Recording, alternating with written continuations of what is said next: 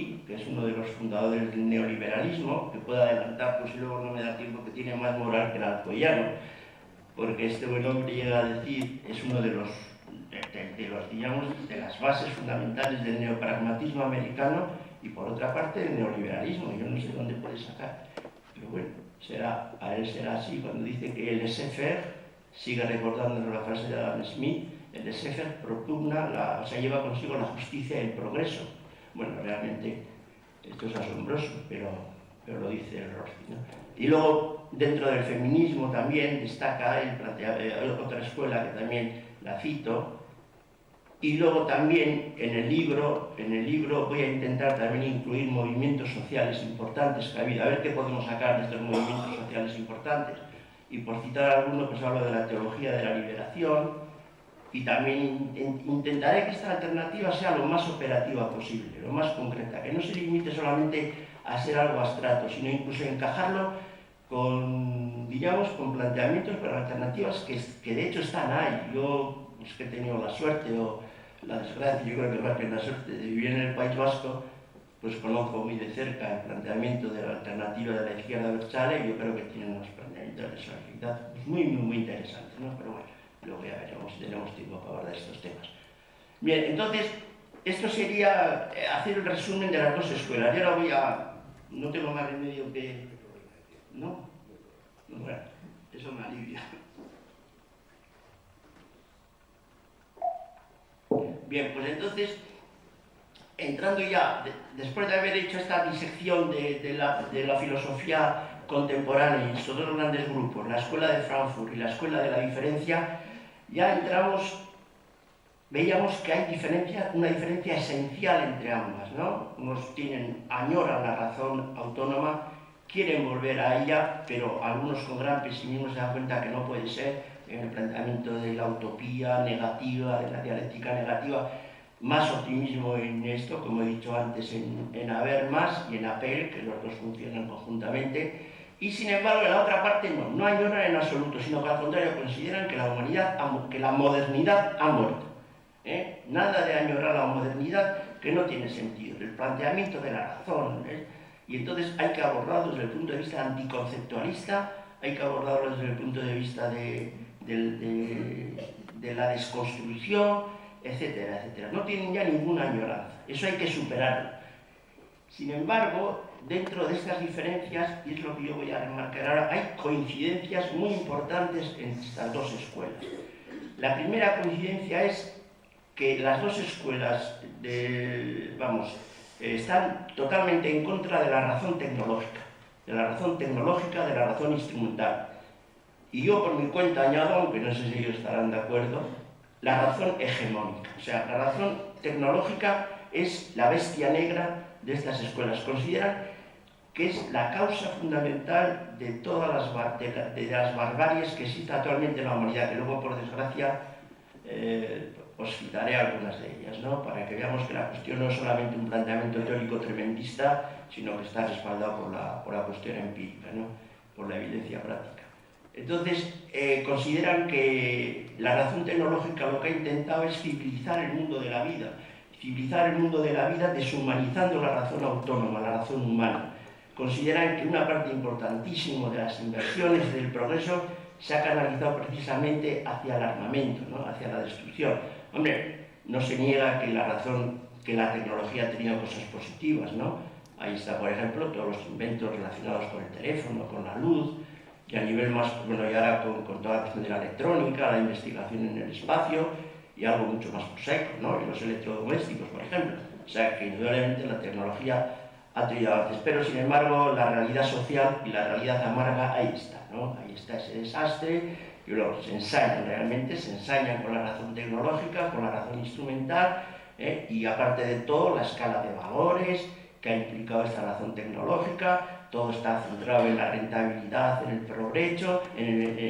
provecho, las cosas no están centradas en la calidad de vida auténtica, no están centradas en la solidaridad nacional, en la internacional, en fin, la ponen a matar, ¿no?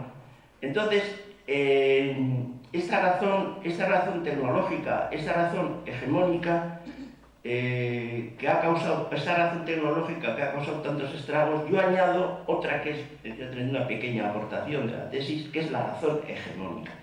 Entonces yo creo que son primas hermanas, creo que hay una fuerte interdependencia entre unas y otras. ¿Qué es la razón hegemónica? Pues la razón que aplican, que han aplicado, es decir, que aplican el imperialismo, el neoimperialismo, que tenemos una serie de pruebas evidentes. Es decir, esto parece que es decir una obviedad muy grande, pero es el famoso caso de Irak, ¿no? Es un auténtico desastre, ¿no? Que no hay por dónde cogerlo. Bien, entonces esto sería una muestra de la razón hegemónica y precisamente esa es la base del ensayo, ¿no? A ver cómo luchar contra esta razón hegemónica. Si la situación es realmente desesperanzadora, porque yo creo que lo es, ya veremos cuando citemos todas las barbaries que hemos cometido en nombre de la humanidad, ¿cómo puede ser, cómo podemos salir de esta situación de la desesperación? ¿Cómo podemos, como diría el poeta Hölderlin en alemán, cómo podemos salir de estas... ¿Dónde está lo salvador? ¿Dónde está lo que nos puede salvar? Entonces, para los filósofos que hemos citado antes, y concretamente para Heidegger, ya veremos dónde está lo salvador. Ya veremos cómo se puede luchar contra esta civilización técnica. Para mí, como aportación, está precisamente luchar contra esta razón hegemónica. ¿Cómo? ¿Cómo? Otorgando el derecho de autodeterminación a las naciones sin Estado. Ese es el quid de la cuestión, desde el punto de vista. ¿Por qué? Porque de esta forma estos estados mastodónticos plurinacionales, de los cuales, por supuesto, podemos citar a Francia, a España, al Reino Unido, etcétera, etcétera, están sojuzgando uno de los derechos elementales, ¿no?, de los pueblos, que es el derecho a la autodeterminación. Es un auténtico crimen, aunque pueda parecer un poco fuerte, en teoría no lo es. Es un auténtico crimen contra la humanidad negar el derecho de autodeterminación de estos pueblos. Y luego ya veremos que el asunto, ya hay, si nos da tiempo, aquí Fernando parece que es bastante condescendiente conmigo, si me da tiempo, pues analizaremos un poquito cuál es la naturaleza de esto, o luego en el coloquio, en fin, ya lo sabes. Tú dirás más o menos cuando te parece que tengo que dejarlo y luego lo que quede un poco, pues también pues tratar de soltar los abuelos a una turrada y de cansar. Bien, entonces, centrándonos otra vez en el tema, volvemos a cómo salir de este bache. Bueno, esa pequeña aportación es la razón, es muy importante porque es la base fundamental del ensayo, es la tesis básica, ¿no?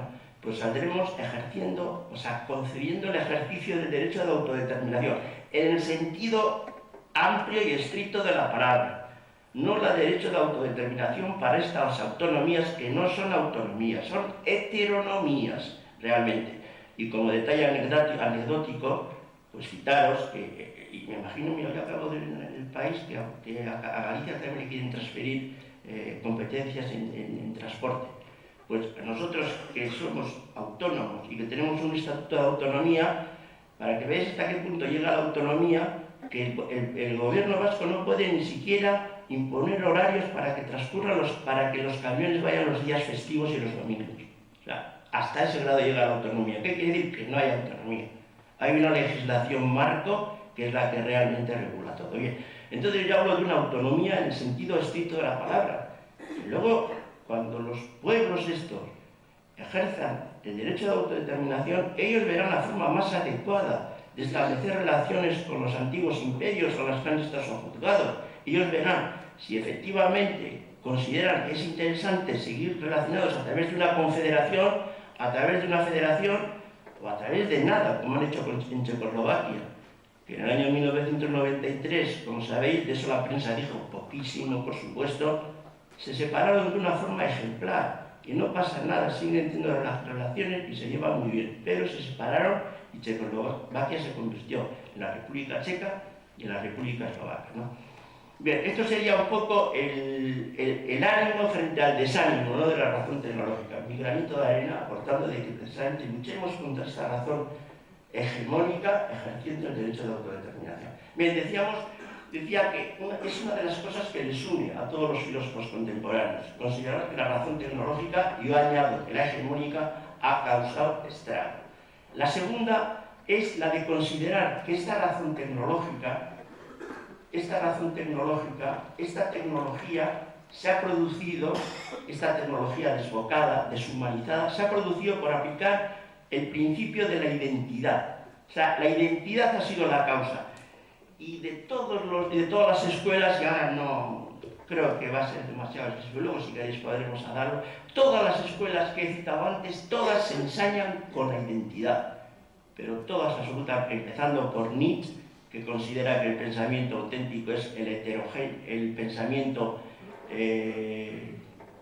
horizontal, no el pensamiento de la identidad. El pensamiento de la identidad es un desastre, porque eso, según Nietzsche, lo que trae, pues que seamos un rebaño, que no nos aprovechemos de la vida auténtica, etcétera, etcétera.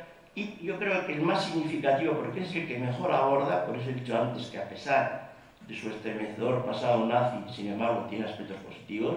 Heidegger es indudablemente un gran pensador, es el mismo que te deja a tanto 200 o 300 años para recuperarnos, pues estamos apañados, ¿no? Pero bueno, ese es el planteamiento de Heidegger, para volver otra vez al planteamiento de Protágoras, como dice, el hombre es la medida de todas las cosas, y dice Heidegger, sí, pero cuando decía eso Protágoras, no lo decía en el sentido de adueñarse del ser del ente, no, es el ente a medida que se va desocultando cuando hay que controlar, porque hay que dejar que el ente sea lo que es. O sea, y como él cita ya casi de forma mística, el ser del ente se ilumina, se desoculta, según la fenomenología, porque ahí sigue, aunque luego se separa en cosas esenciales de su maestro Husserl, sigue el instrumento de la fenomenología, y nosotros tenemos que hacer el Dasein, como dice el ser, ahí tiene que ser el pastor que va cogiendo la iluminación de este ser. Bueno, entonces, ¿qué es lo que hay que hacer según Heidegger para luchar contra esta tecnología? Pues no intentar adueñarse del ser, dejar que el ente sea, y que se desoculte, y a medida que se va desocultando nos vamos aprendiendo, pero no intentar hacer como hizo por ejemplo Descartes, o como ha hecho toda la filosofía occidental, dominar al ente, es decir, identificar lo óntico, que es el ente, con lo ontológico, que es el ser. Ese es el agarrar. Entonces, para superar esto, pues dejemos que el ser se desoculte. Seamos pastores, estemos esperando y lo aprendemos. Y todos los demás insisten en lo mismo, todos los demás. La escuela de Frankfurt también, la dialéctica negativa, o sea, la identidad causa estragos. Concretamente en la dialéctica negativa no se puede identificar la teoría y la praxis, que es una cuestión vital, ¿no?, en la discusión marxista. Por otra parte, dentro del pensamiento del estructuralismo, de lo que os he dicho antes de Saussure, pues también pasa lo mismo. Cuidado, los idiomas que hay que analizar de una forma sincrónica, según como si fuera un tablao de ajedrez. No podemos, las palabras, los términos no tienen sustancialidad propia, tienen interés en tanto en cuanto se relacionan unos términos con otros. Ahí está también la diferencia, lucha contra la identidad. Bueno, el feminismo hoy en día exactamente lo mismo, ¿no?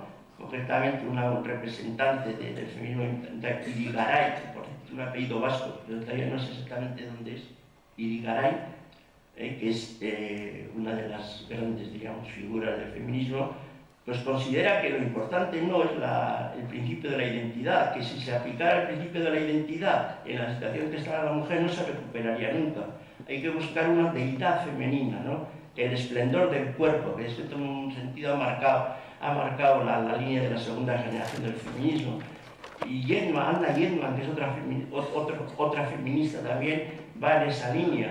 Está en el sentido de considerar que el Estado debe de intervenir, o sea, está en contra del neoliberalismo, pero debe de intervenir precisamente para fomentar las diferencias y para discriminar a favor de la mujer, ¿no?, de los que están realmente desprotegidos o desprotegidas.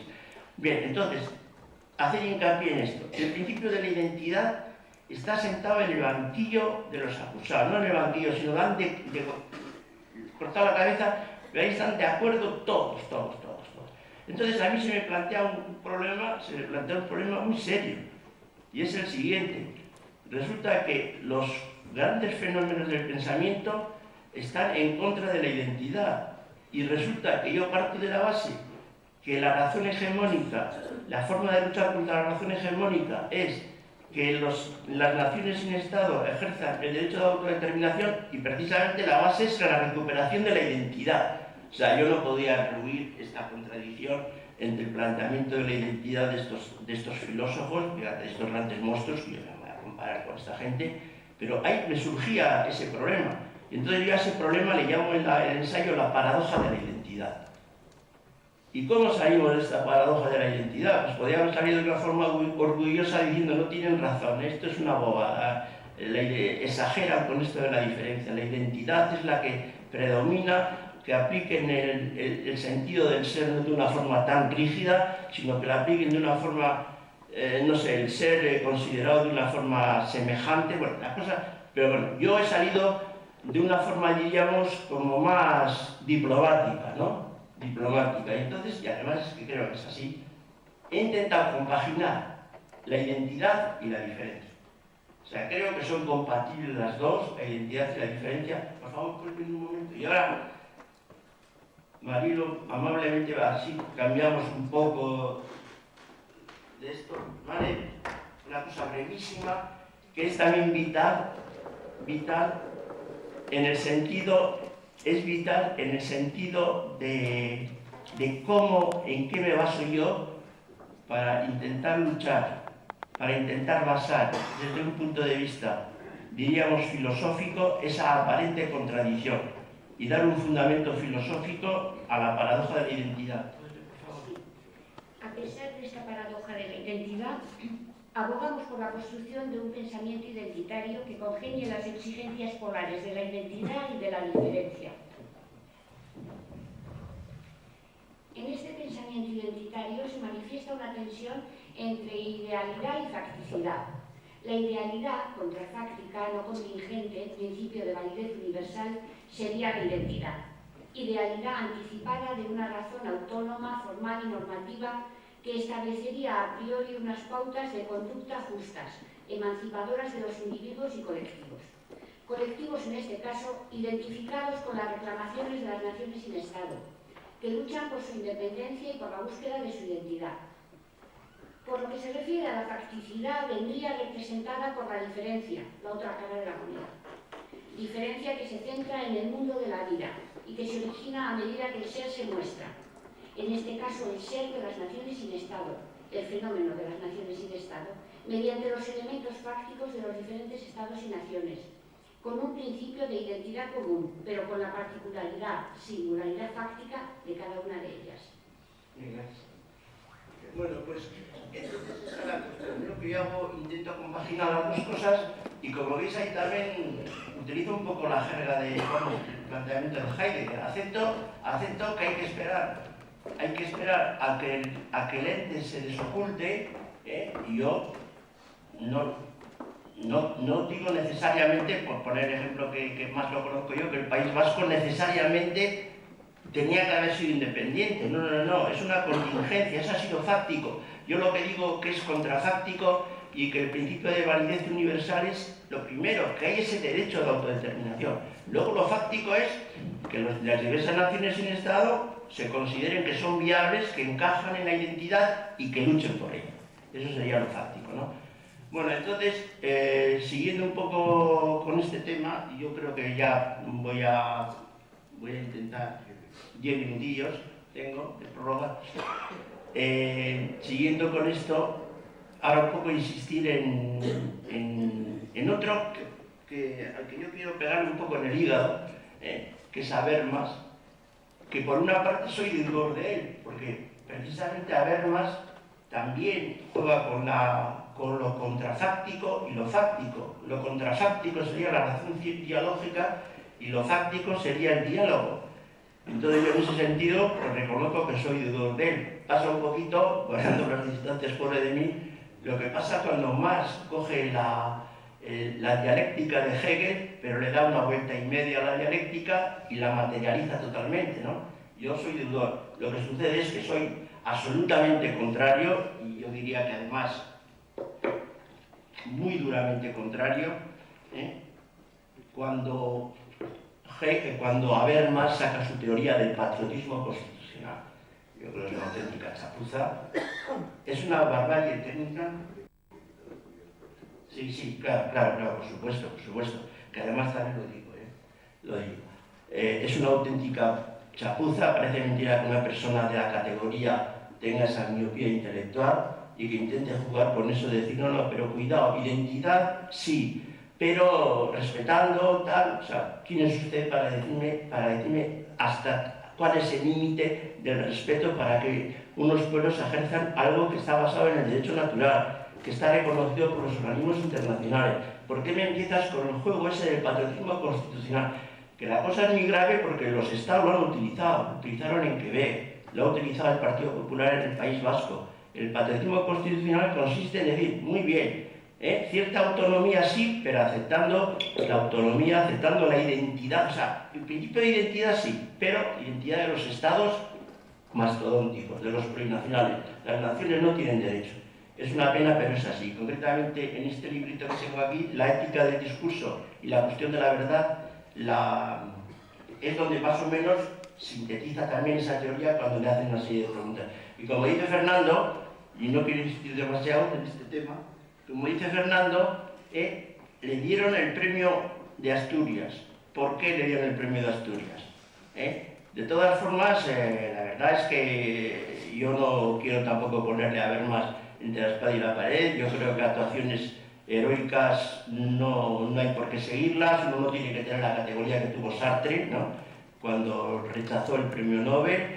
Es mucho pedir, pero claro, que inventarse esta teoría y además desde el punto de vista de un progre y de un tío esto, eso me parece realmente, vamos, me parece, voy a decir la palabra, perdonad, repugnante, me parece el planteamiento, de haber más en ese sentido.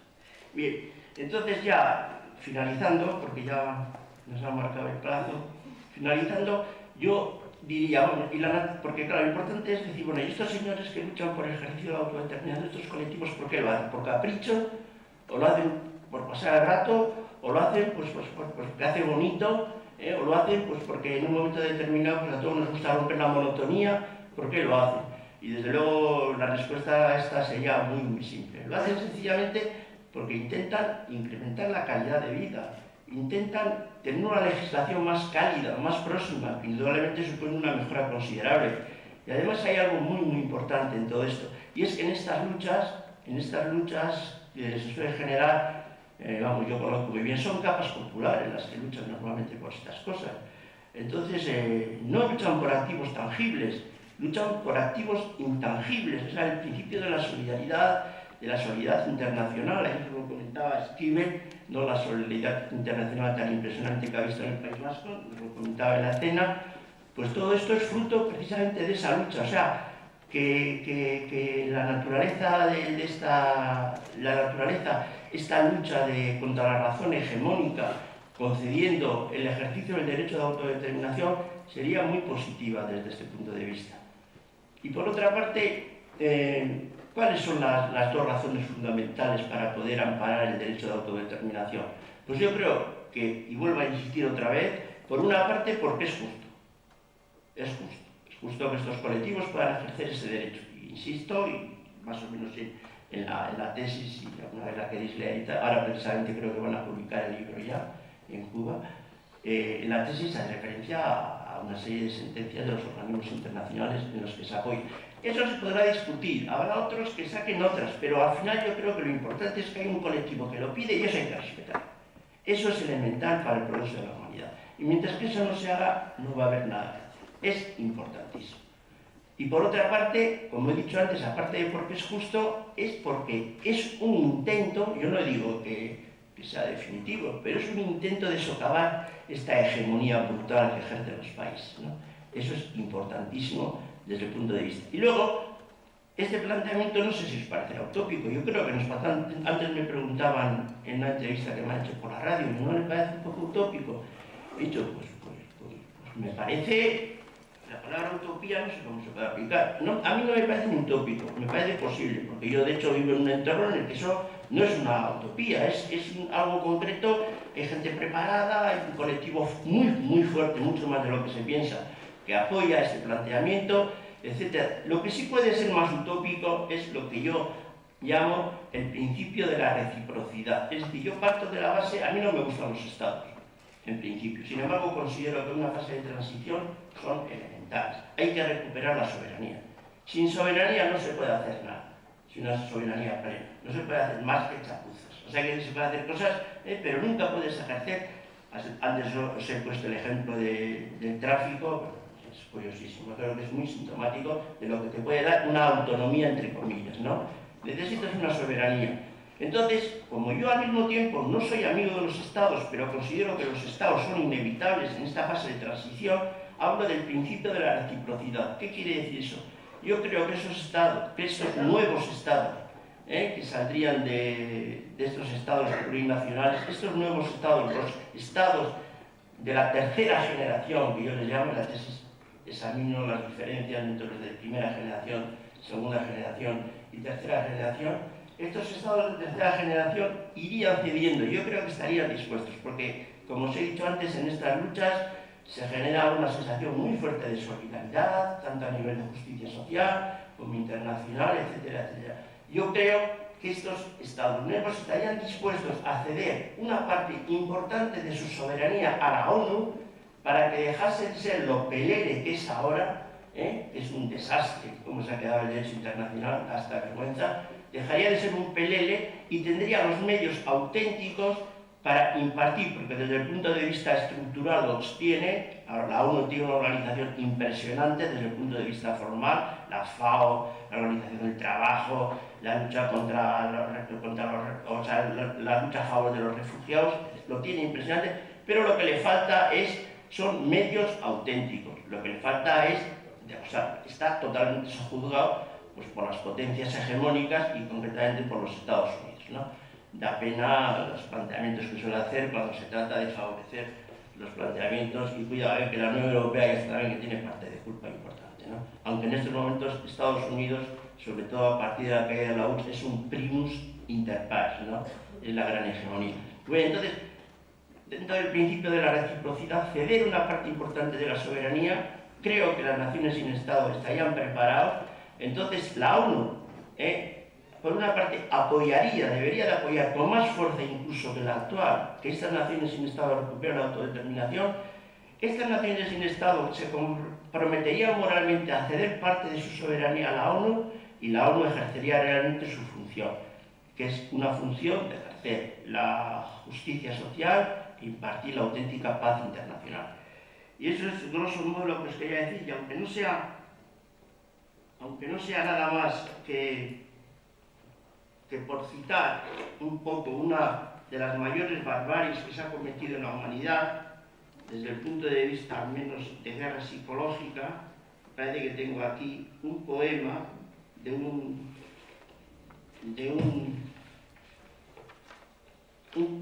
poeta francés que hace referencia a una de las mayores tragedias, ¿no?, que ha habido desde el punto de vista de la guerra psicológica, que fue, como sabéis, el bombardeo de las ciudades abiertas de Durango, que es donde yo soy, que fue también, esa fue en marzo, y luego vino la barbarie bombardeada por la Legión Cóndor, de los alemanes, cosa que aún no está reconocida por el gobierno español, aunque parezca mentira.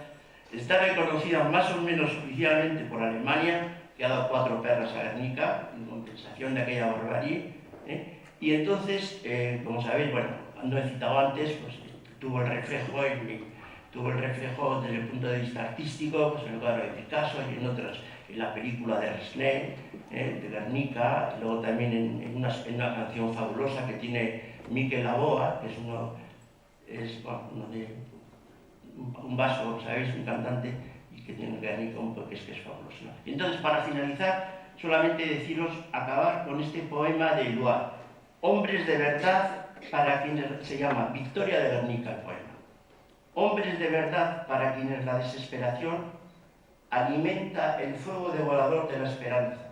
Abramos juntos el último capítulo del futuro. Yo acabo diciendo el ensayo Agave Di, que nos queráis que así sea. Gracias.